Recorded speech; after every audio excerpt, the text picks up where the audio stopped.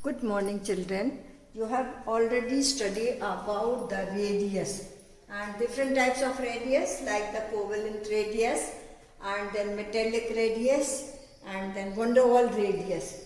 And then you have studied about the variation of atomic radius in a group and in a period. I am repeating, when you move in a group from top to bottom, then there will be increase in the atomic radius due to increase in the number of shells. But when you move in a period from left to right, there is decrease in atomic radius. That means in the second period, if you move from lithium to this fluorine, this is the second period, then there will be decrease in the atomic radius. And then you have plotted a graph for the decrease in radius in the period. In the last session, you have studied about the decrease in the radius in the period. But when we discuss in the group, then there will be increase. That means the lithium will be the smallest one in the first group, and then when you come sodium, then increase in the atomic radius, then potassium. So there will be increase in atomic radius. Now we will study about the ionic radius. You have been studying about the ionic compound in 10th class. So in the ionic compound, the constituting particles are the cation and anion. I am taking the example of sodium chloride. Now in the formation of sodium chloride, sodium atom is converted into cation and the chloride ion is converted into anion. And they are having the different radius. Means the cations and anions are having the different radius that we will study here. So in the formation of the cation, the ion or anion, that means in the formation of the ion, the ionic radius may be defined. Suppose it is the sodium ion, this is the center of the nucleus, this is the fourth shell. So we can write one more shell here. We need only 3 shells. So this is first shell, second shell, third shell. The sodium ion, when it is converted into cation, then it will lose electron. So we find out the distance from the center of the nucleus because they are bearing the charge. So the effect of this charge can be measured or can be felt. So ionic radius may be defined as the effective distance from the nucleus of the atom to the point up to which it has an influence in the ionic bond. When it is converted into sodium and chloride ion, so the point where is the influence of this positive ion is called as the ionic radius. So this is the center of the sodium. Suppose this is the center. Suppose its effect is here only. Then it is defined as the radius of the cation or the sodium ion. So again I am repeating, ionic radius may be defined as the effective distance from the nucleus of the atom to the point up to which it has an influence in the ionic bond. Because we are studying of ionic bond, so there must be the formation of ionic compound. So when ionic compounds are formed, then we find out the distance from the center of the nucleus to the point where is the influence of this charge. So this is called as ionic radius. Now we'll see the formation of positive ion or negative ion. That is, we can see the formation of the cations and then the formation of anion, then we will define their radius. Now first, for the formation of cation, we can take the example of sodium. Electronic configuration is 281 and it is a member of first group. It has 1 electron in the outermost shell. When it loses 1 electron, then it is converted into sodium ion. And then its electronic configuration will be 2,8 with the loss of 1 electron.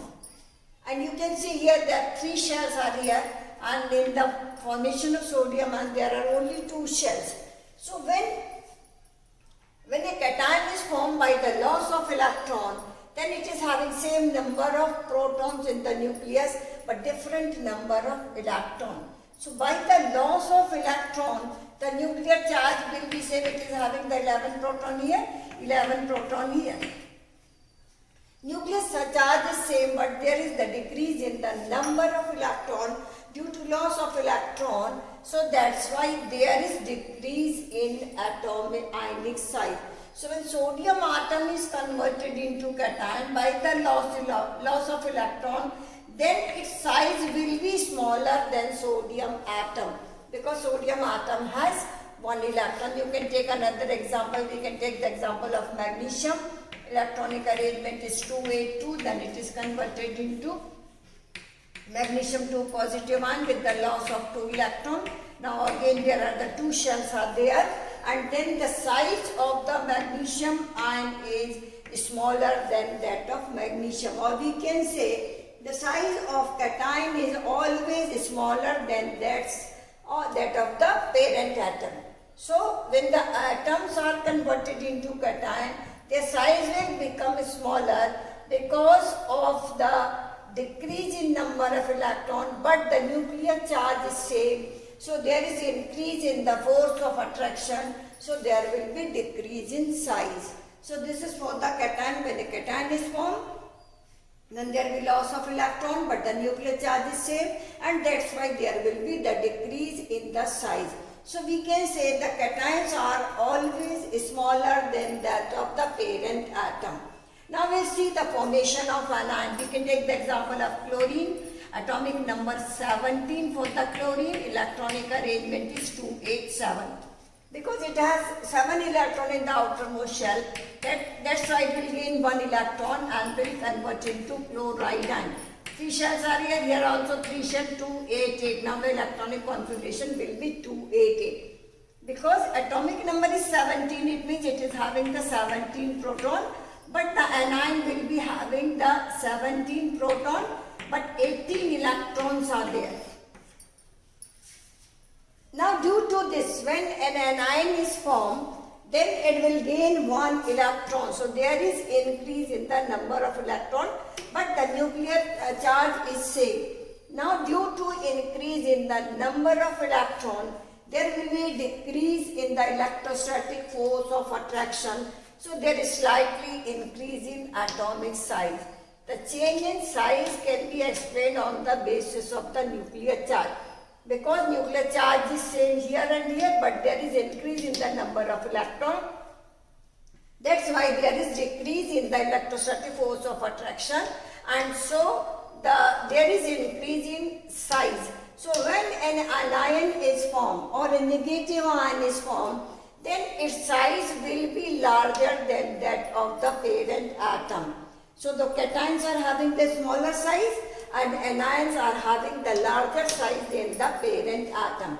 So when the negative ions are formed, then they are having the size bigger than the parent atom. That's why we cannot determine the size of cation and anion on the basis of their compound formation. Because when sodium chloride will form, the sodium ion will be having the size smaller than that of sodium, but the chloride ion will be having the larger size than that of the chlorine. And that's why we have to study about the size for the cation and anion. And then you can note down the radius of the cation is always smaller than that of the parent atom.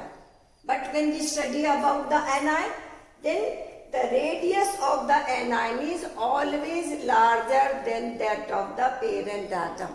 जो उसके atom के पास जो radius है उससे इसकी radius ज़्यादा होगी, and the cation will be having the radius smaller than that of the parent atom. Or you can say we can compare with the sodium, with magnesium, then we can compare with the aluminum. So many metals we can write here, and then we can compare their sizing. So this is all about the ionic radii or ionic radius for the cation and anion.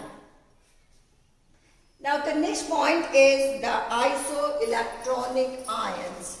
The next property that you will study here is isoelectronic species.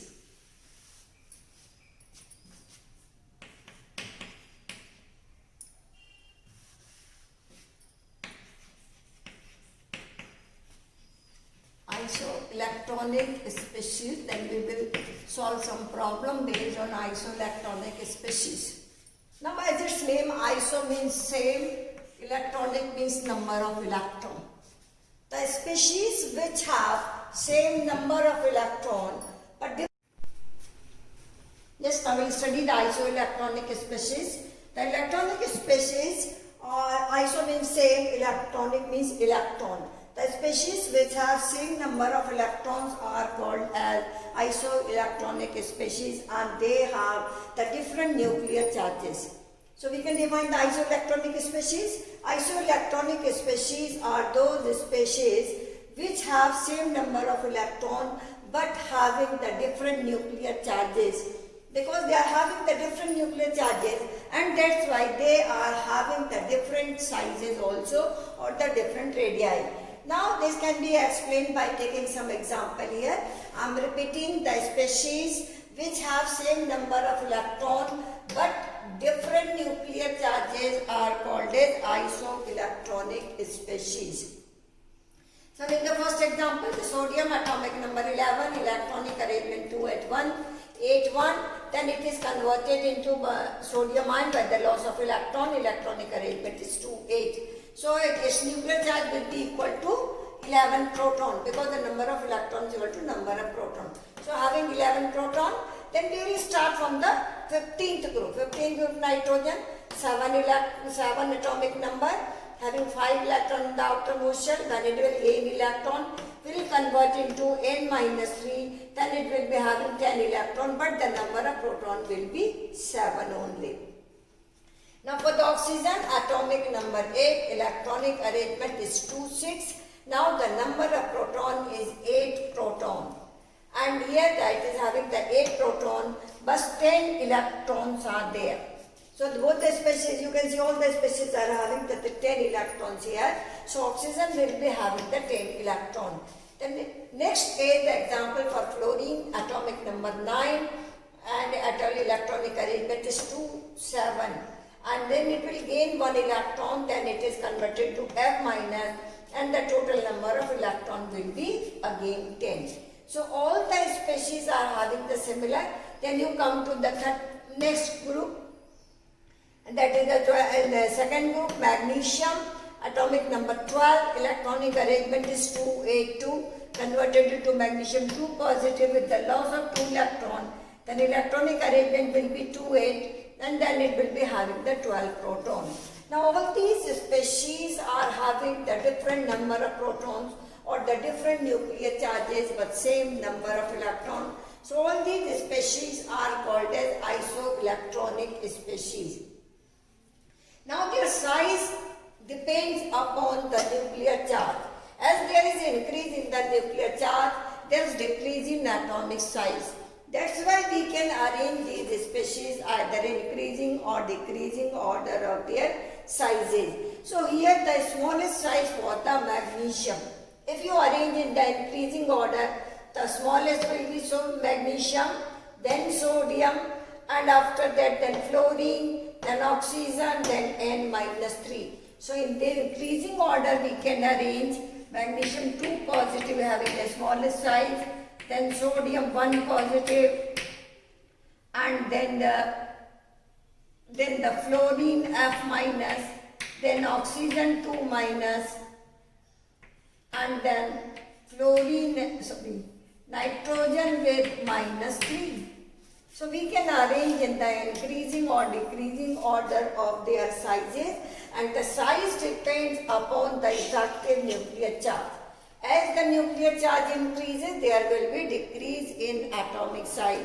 So in this way we can arrange the isoelectronic species either in the increasing or decreasing order of their sizes. So we can take many other examples are given in your book also. So whether it may be given with the neutral atom versus, maybe it may be for oxygen or O minus 2. Now oxygen is neutral atom, atomic number 826, and it is having 28. So and the size of the O minus 2 will be bigger. This can be explained on the anionic radius. The O minus 2 radius, because it is a negative ion, and its radius will be larger than that of oxygen. So either the neutral species will be compared with the cation or anion, or if the species are having same number of electron and having the different nuclear charges, then they can be explained on this way.